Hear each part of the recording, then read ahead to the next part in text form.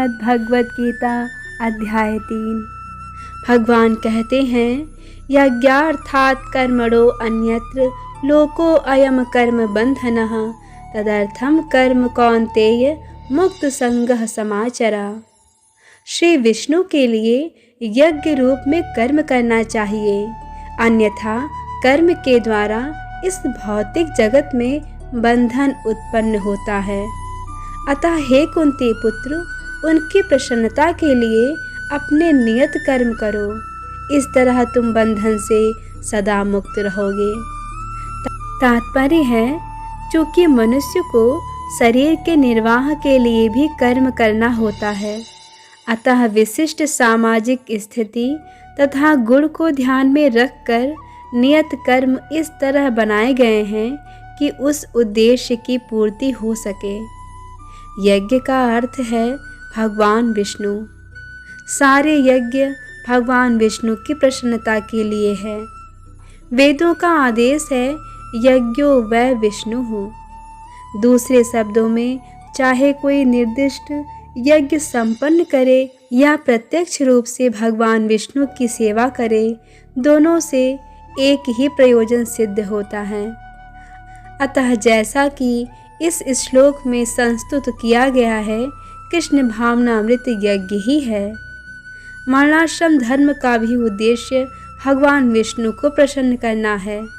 अतः भगवान विष्णु की प्रसन्नता के लिए कर्म करना चाहिए।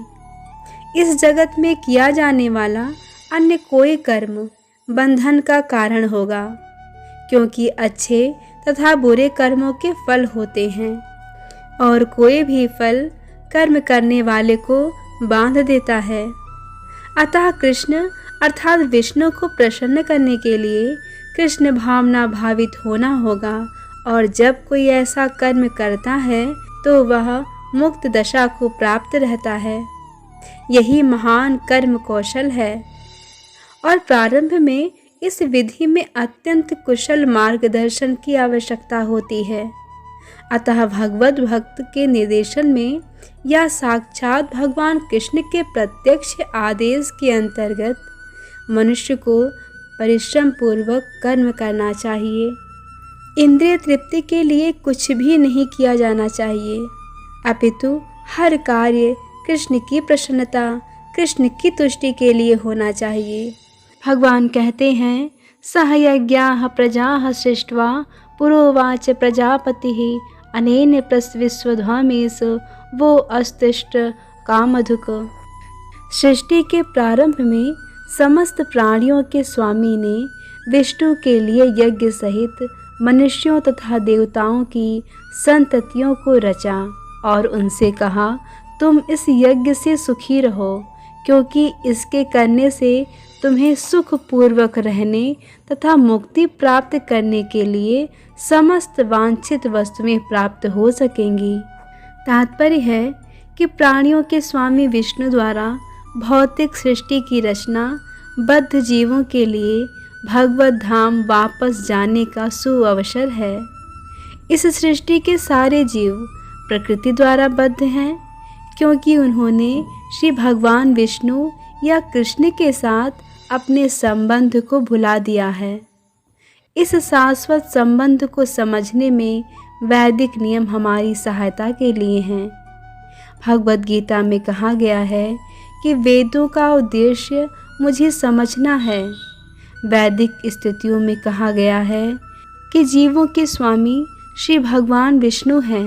प्रजापति तो भगवान विष्णु हैं और वे समस्त प्राणियों के, समस्त लोकों के तथा सुंदरता के स्वामी हैं और हर एक के त्राता हैं।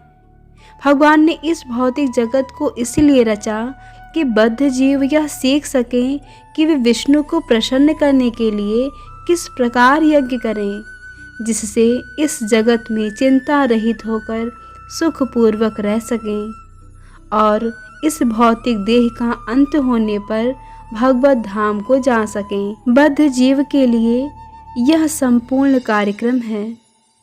यज्ञ करने से बद्ध जीव क्रमशः कृष्ण भावना भावित होते हैं और सभी प्रकार से देवतुल्य बनते हैं। कल युग में वैदिक शास्त्रों ने संकीर्तन यज्ञ का विधान किया गया है, अर्थात भगवान के नामों का कीर्तन। और इस दिव्य विधि का प्रवर्तन चैतन्य महाप्रभु द्वारा इस युग के समस्त लोगों के उद्धार के लिए किया गया है। संकीर्तन यज्ञ तथा कृष्ण भावनामृत में अच्छा तालमेल है। श्रीमद् भागवत में संकीर्तन यज्ञ के विशेष प्रसंग में भगवान कृष्ण का अपने भक्त रूप चैतन्य महाप्रभु रूप में निम्न प्रकार से उल्लेख हुआ है। इस कलयुग में जो लोग पर्याप्त बुद्धिमान हैं और वे भगवान की उनके पार्षदों सहित संकीर्तन यज्ञ द्वारा पूजा करेंगे, वेदों में वर्णित अन्य यज्ञों को इस कलिकाल में कर पाना सहज नहीं है, किंतु संकीर्तन यज्ञ सुगम है और सभी दृष्टि से अलौकिक है, जैसा कि भगवद गीता में 9वें अध्याय के 14वें श्लोक में कहा गया है।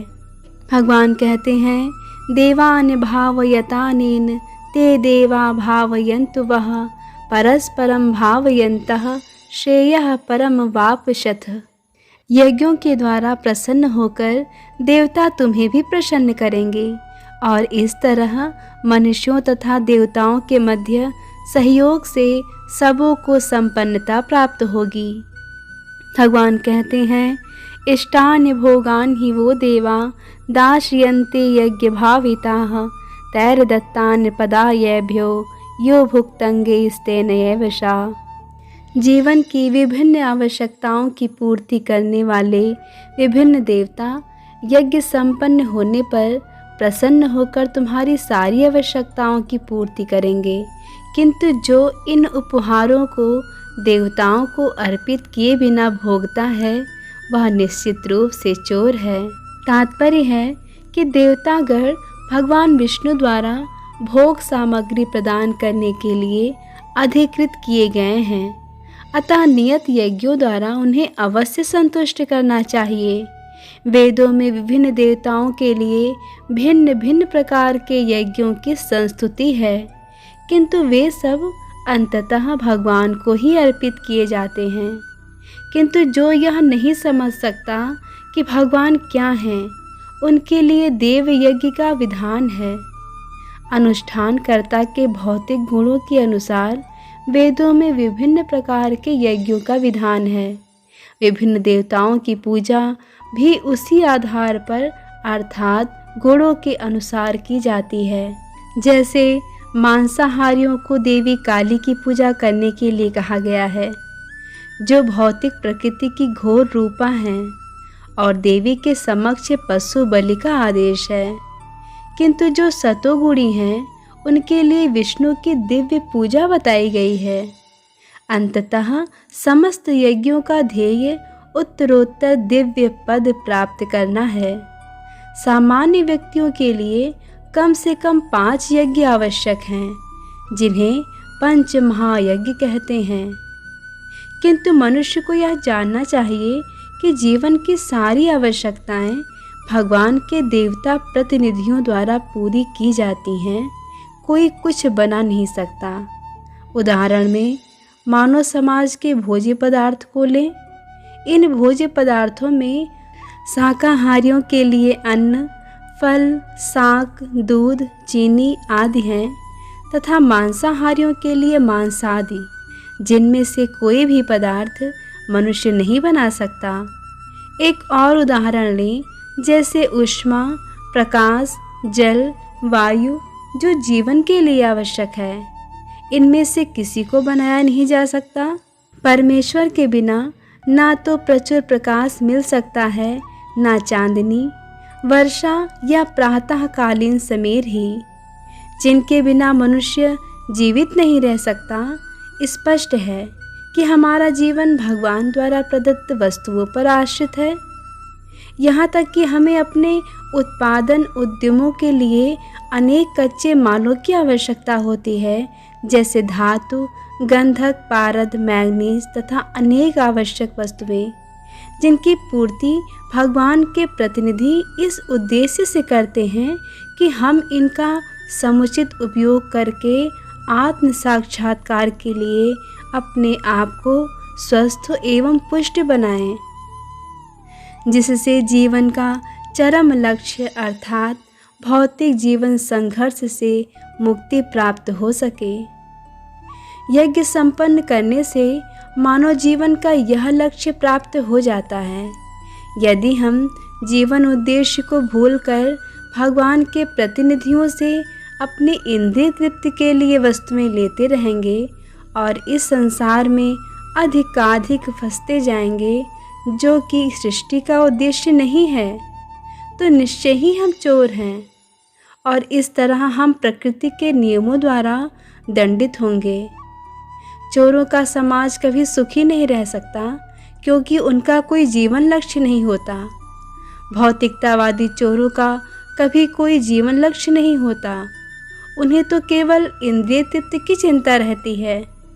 वे नहीं जानते कि यज्ञ किस तरह किए जाते हैं, किंतु चैतन्य महाप्रभु ने यज्ञ संपन्न करने की सरलतम विधि का प्रवर्तन किया। यह है कि संकीर्तन यज्ञ, जो संसार के किसी भी व्यक्ति द्वारा जो कृष्ण भावनामृत के सिद्धांतों को अंगीकार करता है, संपन्न किया जा सकता है। हरे कृष्ण कृष्ण कृष्ण हरे हरे, हरे राम राम राम हरे हरे।